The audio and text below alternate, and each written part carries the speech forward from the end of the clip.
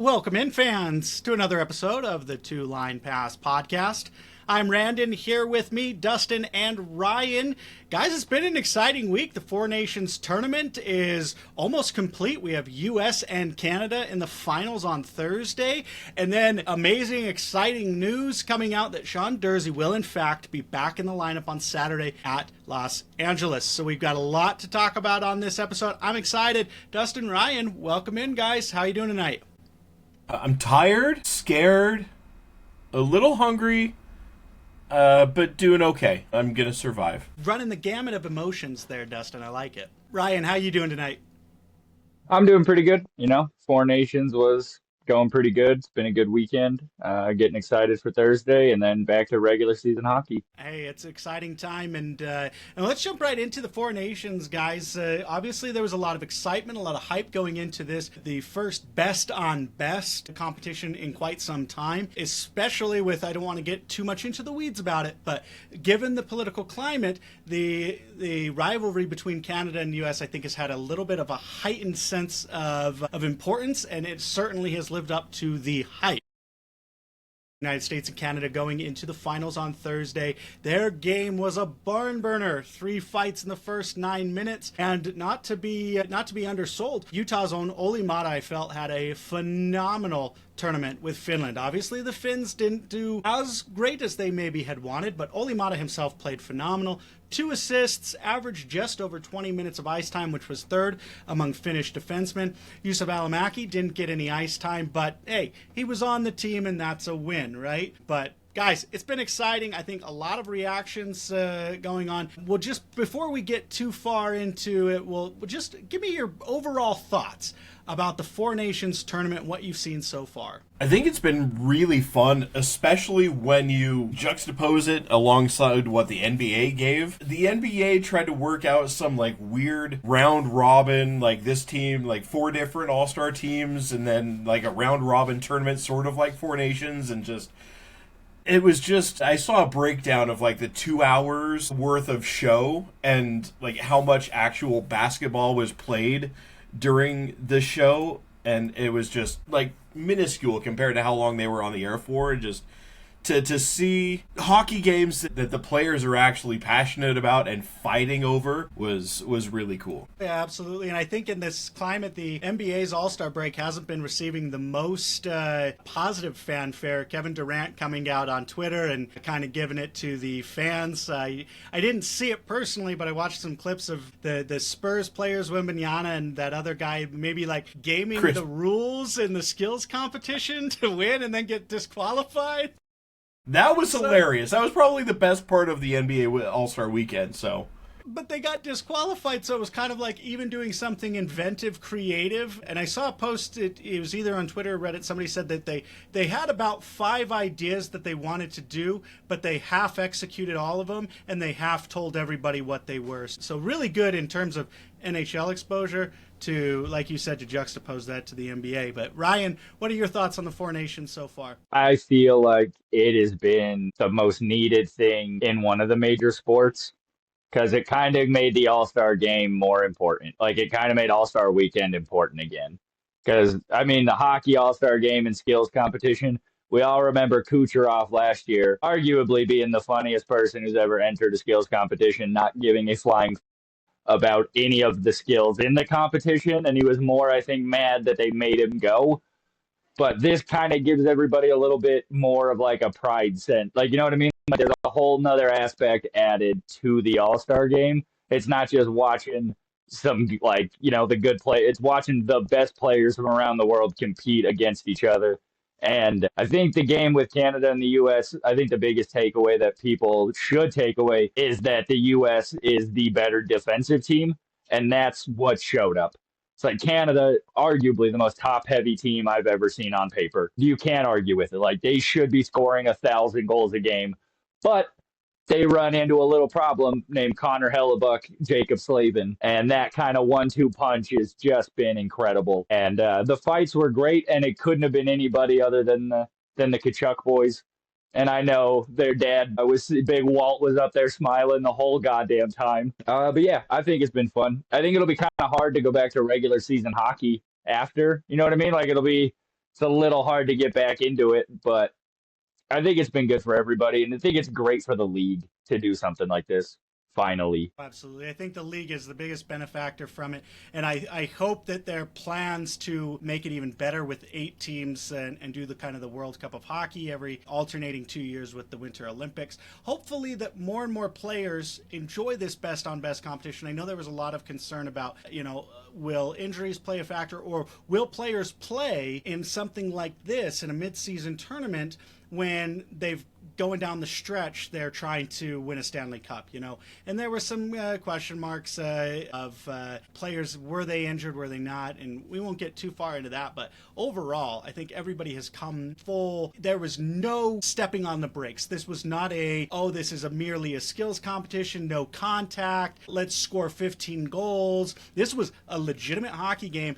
and really showed you why salary caps are important. Because, Ryan, like you said, when you put together the literal best talent in the world, you are going to get incredible hockey. And that's what Canada has. And bringing the United States, kind of their philosophy, I think this was a lot of frustration from Utah fans as to why Clayton Keller was not selected for the United States. And the way that the defense is so important to the United States players in this tournament is kind of why. Now, I'm not saying that Clayton Keller doesn't play defense, but he doesn't play the type of shutdown two-way defense that the forwards on the U.S. roster do. Nor does he bring a physical enough presence to join the roster in terms of is he more raw skilled than somebody like Brady Tkachuk?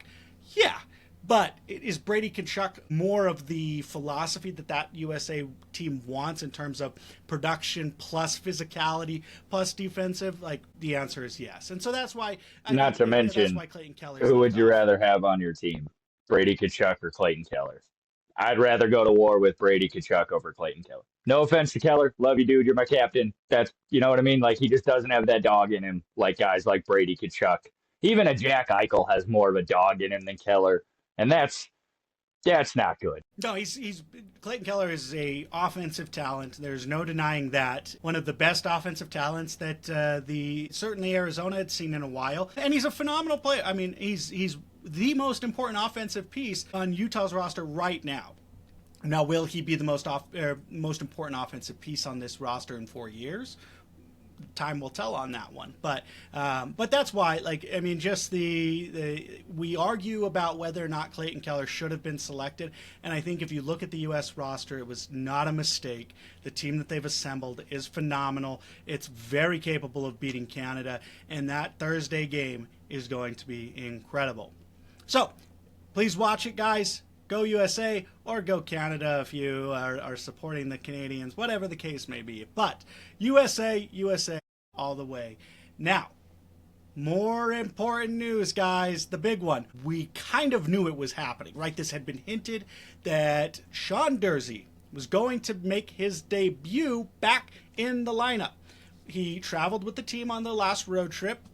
And now, Saturday, against the Los Angeles Kings, he will suit up for the first time since October. He only played 4 games with the Utah Hockey Club, and now he is back. But in those 4 games, 2 assists, and I think he really established himself as a bona fide defensive stud that could play along stride for stride with Sergachev and also play a kind of defensive game that maybe Sergachev is not known for, but Sergachev is capable of.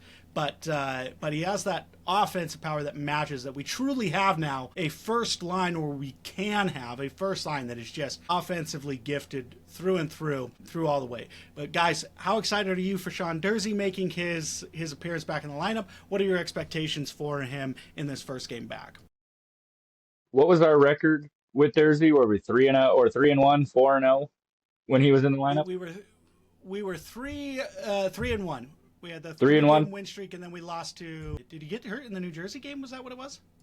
I think so. It was early. I don't remember. But anyways, I think adding Durzi back not only gives Sergachev that little bit of, like you were saying, somebody who can keep up with him, but adds that extra little layer to where Sergachev needs to go and, kind of be offensive. Durzi, and not that Marino can't do it. Marino has stepped up immensely and been arguably better than Sergachev since he's been back. But I feel like Durzi and Sergachev had something going, and you can never have enough good defensemen. And I feel like Durzi coming back just gives that blue line that extra little push to where it's no longer a weakness. I feel like our blue line is now probably our best asset we have with Durzi back and everybody healthy, and because he was pretty dominant in those 4 games. Like I don't remember him having a bad game at all. And he's not even really a big guy. He just plays the game the right way. He's got a little scrappy in him. I like that. And I think he'll add to where the defensive pairings won't get moved around as much. We can get them back to being solidified. We know who everybody's going to be. And then Turney has one less thing he can with. Fingers crossed that he doesn't play too much cook in the kitchen, but we'll see what Durzi, how long it takes him to get back on that top defensive pairing, if he returns at all, I suppose. We'll have to see. But Dustin, are you excited for Durzi's return, and what do you think he's going to produce for us? I'm going. Obviously, I'm excited. Like the kid was really, really good. Part of me has almost forgotten what it was like to see him on the ice, because like none of us were watching Arizona hockey last year. So we really only got to see what this guy was like for 4 games, and then then he went away, and he's been gone for obviously the rest of the rest of the bulk of the season. But I'm cautiously optimistic. I don't want to like set the bar too high. For a guy who's been not playing hockey for 4 months, so my expectations going in are going to be a little low. But if he can hit the ground running, or if he can hit the ice skating, I should say, I think Ryan hit the nail right on the head. Just that makes our blue line, our defensive pairings, one of the strengths of this team. Like you take Sergachev and Durzi and Marino and Mata, and like you said, Mata showed out really, really well in the 4 Nations. So like he's playing really good hockey right now. Like that's an extremely good, extremely talented, like top 4 defenseman, and you get something that's too like defensive guys, 2 offensive guys. Like there's a lot of stuff that you can do with that. So I'm cautiously optimistic, but excited. He's gonna be. You bring up a good point, Dustin, about in terms of like, were we wearing rose-colored glasses because when Durzi was in the lineup, we had that incredible start to the season. Everybody's talking about the Utah Hockey Club.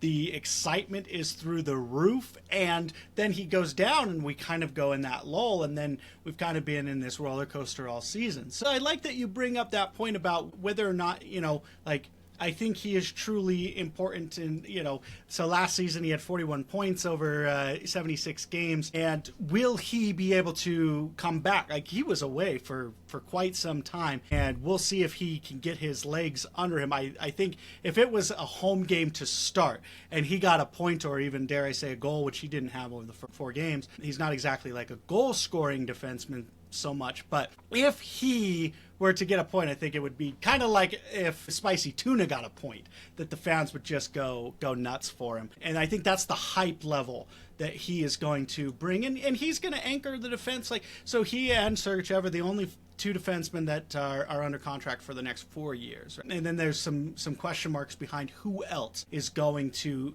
be there long term. And so he kind of has to be that anchor on the blue line.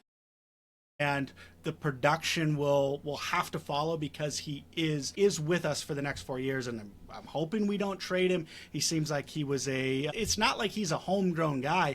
We talk about the Arizona Coyotes of being like a draft and develop team. They got him from Los Angeles, and he was quite good with Los Angeles. Sean Durzi was. So it wasn't like they drafted and developed Sean Durzi. They traded for him, and he's been phenomenal. But now that they've traded for him, and now that he's here, he's going to be a cornerstone to this defense, and be a pairing that hopefully, as he ages and continues to go into his prime, the young defensemen that we'll have can come up and learn from both him and Sergachev, and hopefully we just continue to roll with defensemen becoming the best and the best. And hopefully we can, we'll talk about re-signing Olli Mata perhaps. We talk about, what's going to happen with Ian Cole's getting a little old. John Moreno, we have him for 3 years. Kesselring, we only have him for 1 more year. And then that's it. Nick DeSimone, Robert Bortuzzo, Olli Mata, Ian Cole, all unrestricted free agents after this year. So what's going to happen with our blue line? Sean Durzi, stays healthy, and he at least solidifies that with that first round. So that is the upside there. Now, another thing that happened, not to be outdone by Sean Durzi returning to the lineup, is the team also called up Josh Doan and Jackson Stauber. Now, Josh Stone obviously makes sense. We knew he was going to, well, I don't say we knew, we anticipated him being called up. But the Jackson Stauber call-up is a little more intriguing, and there are two lines of thought here, guys. Connor Ingram takes a puck to the head, goes out against the Washington Capitals. Jackson Stauber comes in maybe to replace as a backup Connor Ingram, but Connor Ingram has not yet been put on the IR. Next, is there a trade? And the reason we say this is right now, with Sean Durzi still on the injured reserve list, the team is at 23 of 23 roster spots. If Sean Durzi is guaranteed to play on Saturday, somebody has to go. If you send somebody down, the only two people you can send down are Josh Stone or Jackson Stauber without clearing waivers. And I don't see anybody on this roster necessarily that they want to risk waiving. So, what do we think we're going to do with that extra roster spot? Dustin, you kind of mentioned it first on Twitter about those two options. Have you thought about which one it might be? I don't know, just because I don't know like the rules of sending players up and sending players down and how often you can do it. Like maybe they've called up Stauber just because they've come out and officially said that Connor Ingram is day to day. So maybe they've called him up to keep him around the team until Thursday, Friday, when they know whether or not Connor Ingram is going to be healthy on Saturday, and then maybe they send him back down if Connor Ingram is healthy. But I don't know. Like I know in some leagues there are limits to how many times you can send players up and down. But there's just this part of me that's just as a huge Karel Vejmelka fan, there's a part of me that's terrified that this is just sort of okay. There's a deal in place, but Utah's asking them to hold off because, like, okay, we need to make sure that Connor Ingram's going to be healthy so that he can go on Saturday against the Kings. So let's put it off a little bit. We'll call up Stauber so that, you know, if Connor Ingram gets the go ahead on Thursday, then we can trade Vejmelka and Lawson Krause or Nick Schmaltz to somebody to bring we call up let's see, who we calling up, Toronto for Mitch Marner and just saying, all right, we'll give you Lawson Krause, we'll give you Karel Vejmelka. Just we needed to make sure that was and now everybody's in place. Stauber's been called up. Like, I don't know what to think, but there's just this thing in the back of my head saying that Veggie is on the move. And we've talked about this before. I think I said this last week. Like, from a pure GM standpoint, it's probably what the team should do, but I still don't want them to as a fan. Like, I understand it's a business. The right choices need to be made. You can't just hold on to him and like because we're at a point where we're probably missing the playoffs more often than making them at this point right now. So you don't want to hold on to Vejmelka and chase a playoff spot, a wild card spot, and then have it go away, and then Vejmelka leaves in the offseason for nothing and you get nothing in return for him. It's just it hurts me to say, but it's probably the right thing to do. And there's just a nagging voice in the back of my head that says that's why Stauber got called up, because there's something in the works. There's a deal sort of loosely in place that hinges on whether Ingram can go on Saturday. But like, I just have a feeling that in the next day or two, we're going to wake up to the news that Vejmelka and somebody else have been moved. And it's scary as a fan. I don't think you're wrong. Ryan, what's your take on it? Do you think this is just a precautionary tale? Jackson Stauber just in case Connor Ingram can't go, otherwise he's going back down? Or is Stauber on the team for the rest of the season because of trades in the works? I'm going to hope that Ingram is just a little bit more banged up from that OV shot than we knew about. You know, head injuries, and they can be a little tricky. You know, sometimes maybe some late onset concussion stuff. Maybe the team's just being precautious with him being off the last couple weeks. You know, maybe something else popped up. I don't know. But if I was a betting man, I would say get ready for the Utah Hockey Club post saying thank you, Vamelka, for everything. That's, you know what I mean? Like he's he's pretty good, and I feel like there's a lot of teams out there who could use a goalie, even though we could use him probably more than they could. You know what I mean? Trade Ingram. As much as I hate it, trade Ingram. Like I would honestly rather have Vamelka at this point. I think he's played better this year, but what do I know? We're not staff. It could go either way, really. I'm hoping it's just an injury thing and that it's just kind of precautionary. Call him up, maybe just give the kid a couple extra starts going into the end of the season because it doesn't look great for us heading into the long stretch. But I would probably say we're trading for Melka. Well, we should be on the staff. You know, Ryan, you say we're not on the staff, but we should be. We should be. They should be calling us up and asking for our opinion. So they're going to listen to this episode. And so we have to make a decision for the team. They've got to know what they should do. But I tell you, calling up Stauber to have him not practice, because Rogan from the Deseret News reported that Stauber did not, he participated in practice, but did not really get many reps in practice. And I'll tell you, this would be so on brand for Tourigny's handling of the goaltenders this season to call up Stauber, not have him practice, and then just send him down on Friday. That would be so on brand for Tourigny's just complete lack of awareness of how to handle goalies. And what are these goalies thinking? Unless they know Connor Ingram can't go, like what are they thinking? Because here's the thing. If Connor can't go, he has to be put on IR. And that's 7 days out of the lineup. And here's something that's coming up. A back-to-back. We've never played the goalies back-to-back. We've talked about it. It's the one time that we feel like it's okay that they don't start the same goalie 2 games in a row. So that's my concern, and that's why, Dustin, I don't think you're way off base, that there is a deal in the works, and I think Vamelka is gone, and I think we're gonna send a defenseman with him, that Vamelka and a defenseman go, because you got to make another spot if you expect Bertuzzo to play. So this is the good problem to have of too many roster spots. I don't want Bertuzzo to play. I think he is probably the worst defenseman we have. But I feel like if we are going to trade Vamelka, what are we going to get back for? You know what I mean? Like, what do we really need? And that's a good question. What do we need? Because what's available? Mitch Marner. We need Marner. We'll never get Marner this season. We will get him in the offseason. No, I'd say we're going to get him in free agency, if anything. But at best, we try to ship him off for what? Like a second lines or another center that we have a million of? A third line center. Did you should have listened to the episode last week. Ryan Donato from Chicago. We send Vamelka and Juuso Valimaki and we get Ryan Donato, third line center. Yep. Why don't we try for like Dylan Cousins from Buffalo?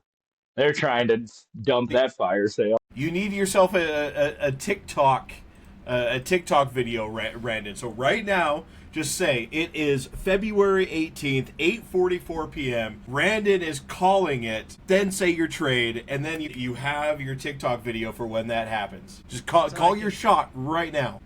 I probably should. I'm trying to find the Athletic because it was Cousins for it was a trade centered around Michael Kesselring. It was Kesselring packaged with Lawson Krause of all people for Cousins. We're not but it's going to be interesting to see. Something has to happen by Friday. Something has to happen. A roster move of some kind. Even Stauber goes back to the AHL, which again would just be inexplicable why you'd even call him up in the first place, but that's, like I said, that's so on brand for Tourigny, and he's not a goaltender's coach, obviously. So, I don't know. He's not a coach. Has to happen. I don't like him.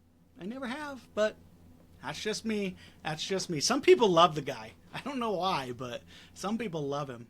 Stockholm Syndrome. They've been Stockholm Syndrome by the announce crew and by everybody saying he is the coach of coaches. He's what this team... It's like, no, you've been lied to. It's been propaganda spread to you by the Phoenix media. He is not a good coach. They've had no choice but to believe in GM Bill Armstrong, and in Armstrong we trust.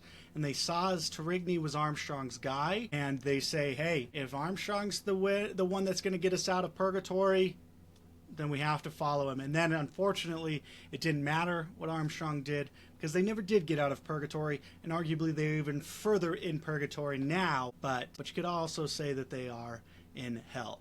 But any other final thoughts on either the Four Nations tournament or the roster, or do we want to take a look ahead to this weekend? Very important games. 6 points out of the wild card. Very important games coming up. My final thought. Go, Dustin.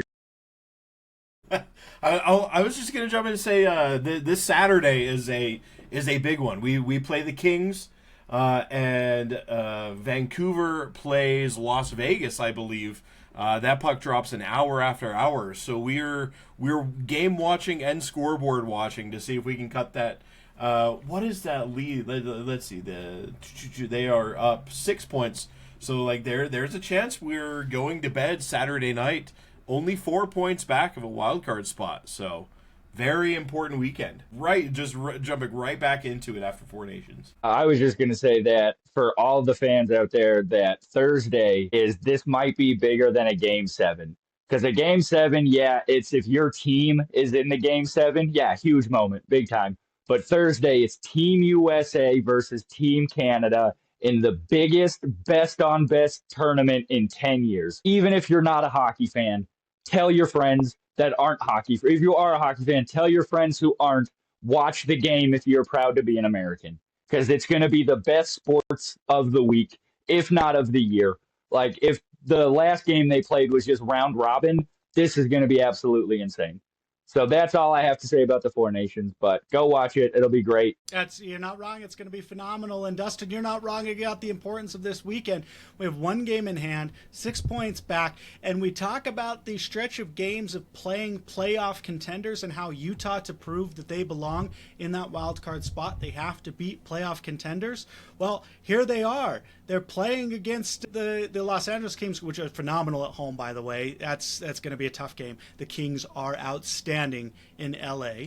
But they play the Kings, who are in third in the Pacific, so they're in the playoffs. Then we play the Canucks, who are in the playoffs. The Blackhawks suck. We play them. But then we play Minnesota. Then we play New Jersey, right? And then we play Detroit, who's, I think, just out of the playoffs in the... No, they're in the second wild card spot officially. They're a playoff team. And then we get to play the Blackhawks again, thank goodness. But then against the Toronto Maple Leafs. So this is playoff teams, playoff teams, playoff teams, playoff teams. So not only the points implications are obviously cannot be understated, but this is more about the competition level. And does this team have what it takes to compete against playoff teams? And we're going to find out.